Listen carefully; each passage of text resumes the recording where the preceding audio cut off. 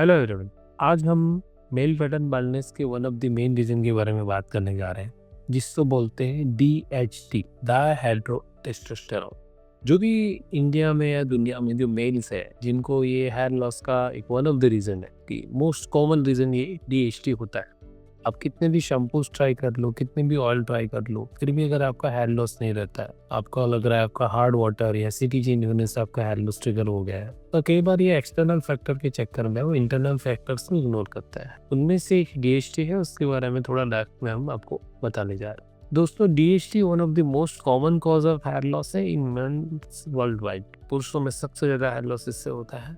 Millions of main 50 के बाद 50% लोगों को बाल्डनेस इसकी वजह से होती है। अगर आप अपने डायग्नोसिस कर लो कि मेरे जेनेटिक्स या मेरे हार्मोन्स की वजह से ये हेयर लॉस हो रहा है और आप उसके ऊपर वहाँ पे ही कंट्रोल कर लो, तो आप हमेशा के लिए बाल अच्छे रख के मेंटेन कर सकते हो। तो DHT को आप जितना अच्छे से जान लोगे, उसके हिसाब से आप correct and effective treatment plan भी कर पाओगे। फिर आप कोई भी ग्रेड के हो, आपका ग्रेड ऑफ बाल्डनेस 1 हो सकता है, जस्ट आपका हेयरलाइन थिनिंग स्टार्ट हुआ हो। जैसे मैंने ग्रेड 2 पे रुका हुआ है, तो मेरा ग्रेड ऑफ बाल्डनेस 2 है, अभी 3 की ओर जा रहा है, तो यहाँ पे मैं रोक के रखा हुआ हूँ मेरा फर्दर DHT की वजह से हेयर लॉस ना हो। तो एक तो अपने बॉडी के जेनेटिक्स होते हैं। काफ़ी लोगों को 50% मेल या फीमेल अपने जो पेरेंट्स में से हार्मोन्स आते हैं, उसकी वजह से आपकी एक पैटर्न डिसाइड होती है। दूसरा, आपका 15 से 20 साल में एज में हार्मोन्स का इम्पैक्ट बॉडी में आने लगता है, तो वो टाइम पे आपका डेफिनेटली बाल्डनेस का जो है ट्रिगर होना स्टार्ट हो गया होता है, भले हमें वो 20, 25, 30 साल में दिखे। ये प्रिडिक्टेबल पैटर्न में होता है, तो आपको उसके बारे में जाननी जरूरी है। तो बाल्डनेस है, आपको भी पता है, जेनेटिक्स एंड हार्मोन्स का कॉम्बिनेशन है। आपकी बॉडी में ऐसी जेनेटिक्स है जिसकी वजह से आपको बाल्डनेस होने का चांस है। आपकी जड़ें है, पर जेनेटिकली डिटरमाइंड है कि यहाँ पे हार्मोन्स DHT अटैच होगा,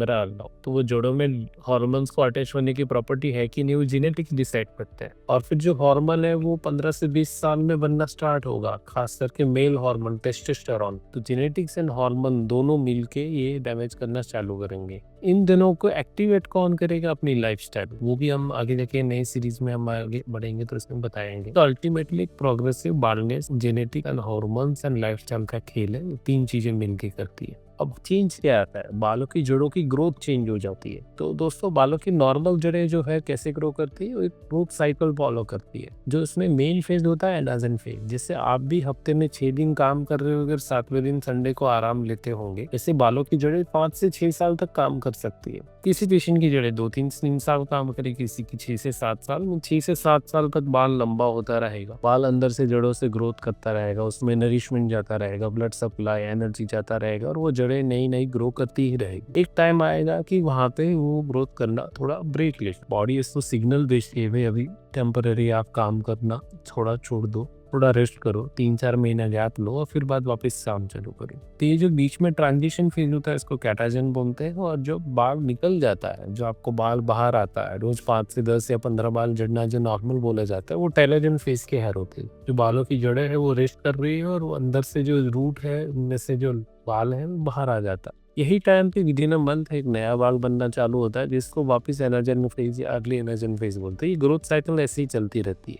अब ये क्यों समझा रहा हूँ? क्योंकि DHT इसमें ही इम्पैक्ट करता है। DHT धीरे धीरे क्या करता है, बालों की जो ग्रोथ कैपेसिटी है उसको डाउन कर देती है, उसका जो टाइम पीरियड है उसको डाउन कर देती है। आपका एनाजन है वो शॉर्ट हो जाएगा। मीन्स आपके 100 बाल में से आइडियली ऐसा रहता है कि 90+ हेयर्स एनाजन फेज में होते हैं, और 10% हेयर्स आपके टेलोजन फेज में होता है, और उनमें से 10% में से 1% फॉल्स फेज में होते हैं। सिर में अगर 1 लाख जड़ें हैं, तो 90,000 जड़ें तो ग्रोथ फेज में रहेंगी, वो लंबी होती रहेगी।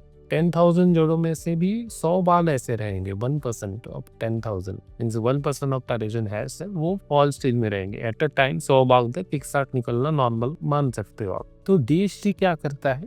DHT पहले बनता क्या है और उसके बाद करता क्या है, दोनों जान लेते हैं। तो ये डायहाइड्रोटेस्टोस्टेरोन बना, टेस्टोस्टेरोन ऐसे एक एंजाइम होता है, उसमें 2 हाइड्रोजन बॉन्ड्स जुड़ जाते हैं। ये आप दो देख रहे हो कि एक हाइड्रोजन बॉन्ड यहाँ पे जुड़ा है, बराबर। तो उसी हिसाब से 2 हाइड्रोजन बॉन्ड जैसे ही वो जुड़ जाते हैं, तो डायहाइड्रोटेस्टोस्टेरोन नाम का हार्मोन बन जाता है। एक यहाँ पे जुड़ेगा, एक यहाँ पे जुड़ेगा, तो डायहाइड्रोटेस्टोस्टेरोन एक्टिव हो जाता है। तो ये ऐसा है कि आप कोई भी चीज है, आप फोन का स्विच ऑफ है तो वो इनएक्टिव, आप उससे फोन नहीं कर पाओगे। जैसे आपका उसका पावर स्विच दबाओगे और वो एक्टिव हो जाएगा, तो आप उससे फंक्शन कर सकते थे।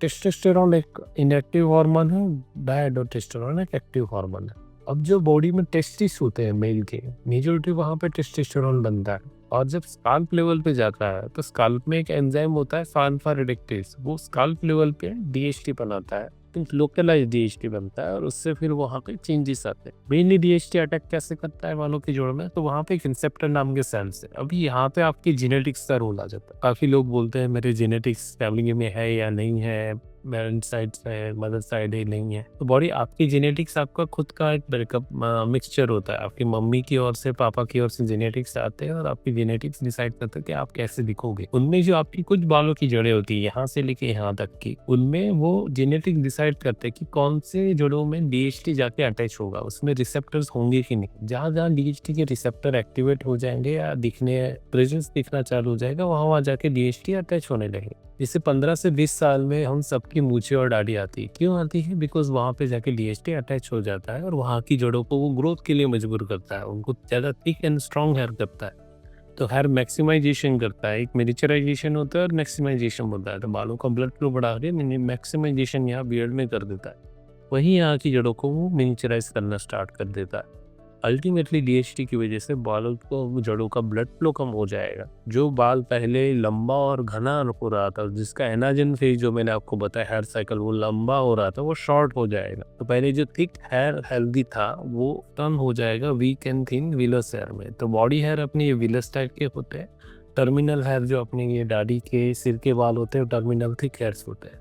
तो अल्टीमेटली जो बाल है उसका रूट है वो भी वीक होगा, और उसके बनने वाला बाल भी वीक। धीरे धीरे ये पैटर्न में फॉलो होता है। हमेशा पहले यहाँ की जड़ों के रिसेप्टर दिखने लगता है, वो डीएचटी को कैच करना चालू करते हैं, फिर क्राउन में चालू होते हैं, फिर धीरे धीरे ये सर्कल बढ़ता जा रहा है और ये कॉर्नर से बढ़ते जाते हैं। इसी हिसाब से आपका बाल्डनेस की स्टेज भी आगे बढ़ता है। तो स्टेज 1 मीन्स नॉर्मल होता है baldness, stage 2 means hairline recede हो जाना है, जैसे मेरा थोड़ा बहुत हुआ है। स्टेज 3 मीन्स यहाँ पे पीछे भी टक्कल हो जाता है, मेरा होने वाला था, मैंने रोक लिया मेडिकल ट्रीटमेंट लेके। स्टेज 4 जिसमें आपका पीछे का क्राउन 100% दूर से भी विजिबल है, वहाँ स्किन 100% विजिबल है। स्टेज 5 मीन्स वो सारा ऑलमोस्ट मर्ज होने वाला है, और स्टेज 6 और 7 में ऑलमोस्ट ट्रांजिशन होकर पूरा बाल्ड हो जाता है। इसमें और एक इम्पोर्टेंट पॉइंट है सेक डोनर जोन, और डोनर एरिया और आपका जो बांसरन का फंडा है इसमें आता है। तो बैक साइड की ये जो एरिया है और ये साइड की एरियाज है, वहाँ के बालों की जड़ों में रिसेप्टर होते नहीं एंड्रोजन के। अब रिसेप्टर है ही नहीं तो वहाँ पे आपके हार्मोन्स अटैच नहीं होंगे, इसीलिए वो ज्यादा प्रोटेक्टिव है। ये भी दोस्तों 100% प्रोटेक्टिव नहीं है, इसमें 70-80% हेयर्स प्रोटेक्टिव होते हैं। इसलिए जब भी रिजल्ट आते हैं हेयर ट्रांसप्लांट के बाद, कुछ लोगों को 5-6 साल में बाल अगर कम हो रहे हैं तो उनके थोड़े बहुत हार्मोनल रिसेप्टर वहाँ पे भी काम कर रहे होते हैं। मेडिकल ट्रीटमेंट लेने से आप डीएचटी को टारगेट कर सकते हैं। तो ये हमने आपके हेयरलाइन डीएचटी के बारे में बता लिया, अभी मेडिकल ट्रीटमेंट के बारे में बताते हैं। तो मोस्ट कॉमन यूज होता है 5-अल्फा रिडक्टर मेडिकेशन। जो 5-अल्फा रिडक्टर इनहिबिटर नाम का मेडिसिन होता है, वो आपके बालों की जड़ों को इम्प्रोवाइज करने के लिए यूज होता है। ये 5-अल्फा रिडक्टर जो हार्मोन होता है वो कहाँ पे आता है, कैसे यूज होता है, उसके बारे में अभी हम थोड़ा डिस्कस करते हैं। तो स्काल्प में एंजाइम है 5-अल्फा रिडक्टेज, उसको ये ड्यूटास्टेरॉइड और फिनास्टाइड नाम के मेडिसिन जाके डाउन करती है, उनका एक्टिविटी बंद कर देते हैं। तो टेस्टोस्टेरोन में से डीएचटी बनेगा नहीं, और टेस्टोस्टेरोन में से डीएचटी बनेगा नहीं तो काम नहीं कर पाएगा। दूसरा तरीका है डीएचटी से क्या हो रहा है कि बालों की जड़ों का ब्लड सप्लाई, एनर्जी सप्लाई, उनका स्टिमुलेशन डाउन हो रहा है। तो ग्रोथ स्टिमुलेटर जैसे कि मिनॉक्सिडिल कॉमनली एफडीए अप्रूव्ड है, वो आप यूज कर सकते हो। उसका बालों की जड़ों का एनर्जन ग्रोथ फेज लंबा होगा। अभी एनर्जन हेयर ग्रोथ फेज भी आपको समझ में आ गया कि हेयर साइकिल में क्या होता है, तो वो आप लंबा कर सकते हो। डीएचटी को डाउन तो नहीं कर पाएगा, पर डीएचटी का जो ब्लड सप्लाई पे इम्पैक्ट था, जो बालों की ग्रोथ फेज कम हो गया, तो उसको वापस लंबा कर पाएगा। इसीलिए जब भी लोग मिनॉक्सिडिल लगाते हैं तो इनिशियली शेडिंग फेज होता है, जो भी पतले बाल है वो निकल जाते हैं, बाद में नया एनर्जन फेज चालू होता है जो कि लंबा चलता है। सेल्यूलर सपोर्ट, आप पीआरपी जैसे ट्रीटमेंट से आप फॉलिकल की हेल्थ और ब्लड फ्लो बढ़ा सकते हो। तो आप प्लाज्मा हम जो ब्लड में से कलेक्ट करते हैं, वो प्लाज्मा भी बालों की जड़ों में जाके वैसे ही वो काम करता है। वो जो डीएचटी का इम्पैक्ट होता है उसको डाउन कर देता है, उसको सपोर्ट ज्यादा देता है। Last option surgical hair transplant. आपको पता ही डोनर एरिया अच्छा है, वहां से बाल कलेक्ट करो, और जो एरिया में बाल नहीं है, जड़ें टोटली डैमेज हो गई है, वहां पे आप यूज कर सकते हो। This is the way DHT and उसको काउंटर करने के ट्रीटमेंट प्रोटोकॉल वर्क करते हैं। So urgency of early intervention is very important. अगर आपको पता चल रहा है कि आपके बालों की जड़ें वीक हो रही है, तो आगे जाके अगर आपने केयर नहीं तो वो डेड हो जाएगी। Once it is dead it require only surgery. अगर वो मिनिचराइज है तो वहाँ पे आप मेडिसिन से बचा सकते हो। लाइक मेरे केस में पूरा एरिया वीक हो रहा था, तो मैंने वहाँ पे ही बचा लिया कि सारे बाल अभी भी लंबे और घने होते रहेंगे, वो टक्कल होने की अब नहीं जाएंगे। ओके, तो सेम आपको भी ध्यान देना है। एक बार आपने ध्यान मिस कर दिया और आपने ध्यान नहीं दिया तो फिर डेफिनेटली आपको एडवांस ट्रीटमेंट की रिक्वायरमेंट हो सकती है। की पॉइंट क्या है दोस्तों, DHT is one of the main culprit. Primary target है बनाना जो मेन पैटर्न हेयर लॉस करने वाला। जेनेटिक्स, आपका डीएनए डिसाइड करता है कि कौन से फॉलिकल्स में कितने डीएचटी रिसेप्टर है। जितने ज्यादा डीएचटी रिसेप्टर उतना ज्यादा डीएचटी वहाँ पे एक्टिव होगा बनाना, उसके हिसाब से रहता है। आपकी लाइफस्टाइल और वो सारी चीज भी डिसाइड करेगी। Time means early medical treatment किया तो आपके ओरिजिनल हेयर्स को आप बचा सकते हो। अगर आपको सर्जरी नहीं करनी है हेयर ट्रांसप्लांट की तो बेस्ट है कि आप एटलीस्ट डीएचटी के ऊपर कंट्रोल करना चालू करो, या डीएचटी का जो इम्पैक्ट आ रहा है उसको करेक्ट करना चालू करो। So transplants work permanently. They utilize DHT resistance follicle, but that is the last recovery. So दोस्तों, आप अपना हेयर लॉस रिस्टोर कीजिए विद प्रॉपर साइंस। हमारे चैनल को सब्सक्राइब कीजिए, हमें सपोर्ट दीजिए। आपको अगर लग रहा है कि हमारे कंटेंट में कोई इश्यूज है, कंटेंट में हमें और इम्प्रोवाइज करना चाहिए, तो आप सजेशन दीजिए। Will try to do our best on that part. चलिए दोस्तों, मिलते हैं नेक्स्ट वीडियो में। अब तक के लिए धन्यवाद।